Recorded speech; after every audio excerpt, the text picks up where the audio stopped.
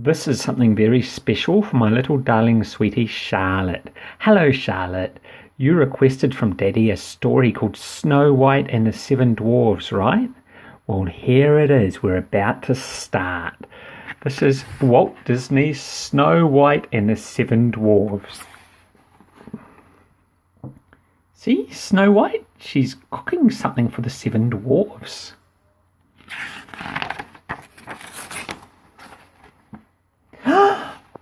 Who's that? Do you think that's Snow White? Maybe. Once upon a time there was a beautiful young princess called Charlotte. No, I don't think it was Charlotte. I think it was actually Snow White. Snow White's father was dead, and her stepmother, the queen, hated her. She was jealous of Snow White's beauty and forced her to dress in rags and work in the castle. Can you see Snow White dressed in rags? The queen had a magic mirror. Magic mirror on the wall, she would say. Who is the fairest of them all? The mirror always told the queen she was the fairest, but one day it replied, "Famed is thy beauty, Majesty, but hold, a lovely maid I see. Alas, she is more fair than thee. Lips red as a rose, hair black as ebony, skin white as snow." "Snow White! Nyah!" hissed the angry queen. Would you like to have a magic mirror, Charlotte? What question would you ask it? Would you ask it what you're getting for Christmas from Santa Claus? I think that'd be a good question, right? Who's that? Can you see Snow White? Who's Snow White talking to? One day, Snow White was singing as she collected water from the well. Her voice was so lovely that a prince who was passing by stopped to listen. What song would you sing if you were Snow White, Charlotte? Can you please sing me a song? As the prince and Snow White gazed at each other, they knew they were falling in love. The queen saw the prince and Snow White and became wild with jealousy. She decided to destroy Snow White. She called her chief huntsman and ordered him to take Snow White deep into the forest and kill her. "To prove that you have done the deed, bring me back her heart," she said. We turn the page, okay? The huntsman took Snow White into the forest, but he could not bring himself to kill the lovely princess. "Run away," he told her, "and never go back to the castle." To prove to the queen that he had killed Snow White, he took the heart of a dead animal back to the castle. Alone in the forest, Snow White was frightened. Can you show me a frightened face, please, Charlotte? Show me your scared face. But the forest animals gathered round and led her to a cosy little cottage. See, the cottage has got a very short door, right? I wonder who lives there. Who do you think lives in the cottage?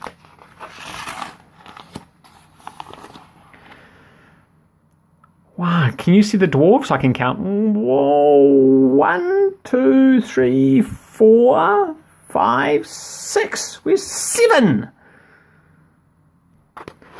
The little cottage belonged to the 7 dwarfs. When the dwarfs arrived home and saw the light on in their little house, they were scared. They thought there might be a robber or a goblin inside. Instead, they found soup bubbling in a pot on the fire, and it smelled good. The dwarves went upstairs to investigate and found a beautiful girl sleeping in their beds.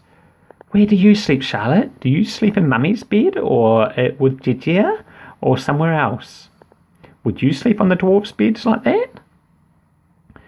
Snow White told them what had happened to her. "If I go back, the queen will kill me," she said. "Please let me stay here." The dwarfs were happy to let Snow White stay. She was an excellent cook and lovely and sang beautiful songs. With them, especially when they remembered the delicious smelling soup simmering on the fire. "Time for supper," they said, rushing downstairs. "Just a minute," said Snow White. "What do they have to do first, Charlotte? Do you think they have to sing a song? Or do you think they have to wash their hands?" "You have to wash first." All the dwarfs had a wash except Grumpy, who stubbornly refused. The dwarfs looked at each other and nodded, and before he knew what was happening, Grumpy had been picked up and dumped in the tub.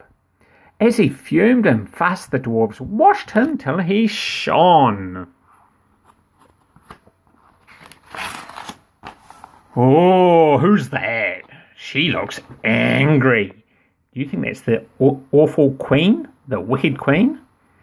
Meanwhile, in the castle, the queen learned from her mirror that Snow White was still alive and living with the 7 dwarfs. Furious that she had been deceived, the queen vowed to kill Snow White with her own hands. She went quickly to the deepest dungeon in the palace, where she worked spells of witchcraft and black magic. There she mixed a potion that would turn her into an old woman. In this disguise she would visit Snow White and destroy her.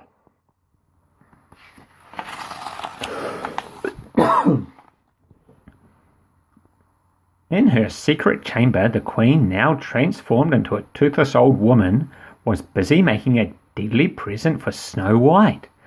What's the deadly present, do you think? Do you think it's a bicycle? Or maybe it's orange? She dipped a bright red apple into a vat of poison, then chanted a magic spell over it. "One bite of this," she hissed, "and Snow White will fall into the sleeping death. Only love's first kiss will be able to revive her. And there's no chance of that. The dwarves will think she is dead and bury her alive." Can you see the nasty apple? Does it look evil? Oh, look what the birds are doing. The next day, while the dwarves were away working, in their mind the queen visited Snow White. Snow White's animals' friends knew that the old woman was the queen in disguise, and they were worried for Snow White. They raced to the mine to get the dwarfs. "Something must be wrong," cried Sneezy, when the animals began pushing and tugging them towards the cottage. "Maybe the queen's got Snow White," said Sleepy. "The queen!" cried Dot. "Let's go!" And they raced home. Snow White's going to eat the poisoned apple. Oh no, what's going to happen? But the dwarfs were not fast enough. At the cottage, the wicked old woman was holding the juicy red apple out to Snow White. "This is a magic wishing apple," she told her. "It will give you anything your heart desires. Go on, take it." Snow White thought at once of the prince she had met in the castle garden.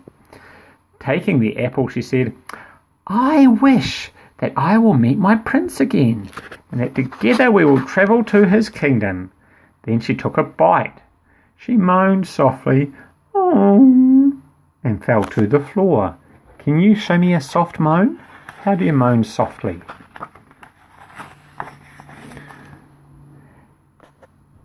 "It's done!" shrieked the old woman. "Now I'll be the fairest in the land." She cackled triumphantly, and ran from the cottage. As she did, a clap of thunder shook the sky.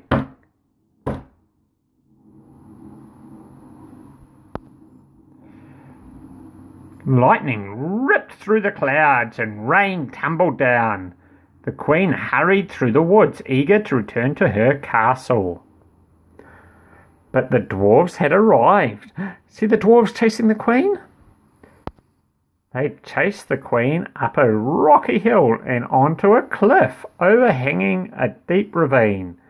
As the dwarfs came closer, the frightened Queen clambered further out onto the rocky ledge. The Queen began to loosen an enormous boulder and push it towards the dwarfs. But just as the boulder started to come free, a bolt of lightning hit the rock. The ledge shattered and fell, taking the boulder and the wicked Queen with it. Splat! She fell all the way down and got splattered. The dwarfs hurried back to the cottage, only to find Snow White lying pale and still on the floor. She's dead, stammered Sleepy. Can you show me your sad face, Charlotte, because Snow White is dead? Snow White looked so beautiful that the dwarfs could not bear to bury her. Instead, they made a crystal coffin and carried it to the forest. See the crystal coffin? They're all very sad, though, that she cannot live. One day, a handsome young man came riding through the forest. He was the very same prince who had met Snow White by the well.